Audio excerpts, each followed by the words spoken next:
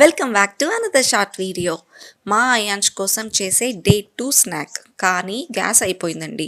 అయినా కూడా తగ్గేదేలే అని ఎలక్ట్రిక్ కుక్కర్లో నేనైతే క్రీమీ పాస్తా చేసిన. సో ఏం లేదు, బాయిల్ చేసుకోవాలి. బాయిల్ చేసుకున్న తర్వాత మంచిగా చల్లటి నీళ్ళతోని కడిగేసుకుంటే ఇలా విడివిడిగా ఉంటాయి. ఉన్న వెజ్జీస్ అన్నీ like carrot, beans, tomato and పచ్చిమిర్చి, ఉల్లిగడ్డ.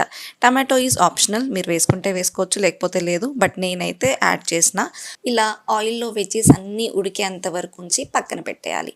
మళ్ళీ దాంట్లోనే 2 spoons of butter, 2 spoons of maida and 1 cup milk. మీకు ఎంత క్వాంటిటీ కావాలంటే అంత మైదా అంత మిల్క్ తీసుకుంటే వైట్ సాస్ లాగా రెడీ అయిపోతుంది. సో దాంట్లోకి ఇంతకుముందు బాయిల్ చేసుకున్న pastas, oregano, salt, pepper, chilli flakes వేసి దింపేయడమే. మా అయాన్ష్ అయితే క్రీమీ పాస్తా తిని సూపర్ ఎంజాయ్ చేసిండు హాలిడేస్లో. మీరు కూడా ఇలాగే చేసి పెట్టండి.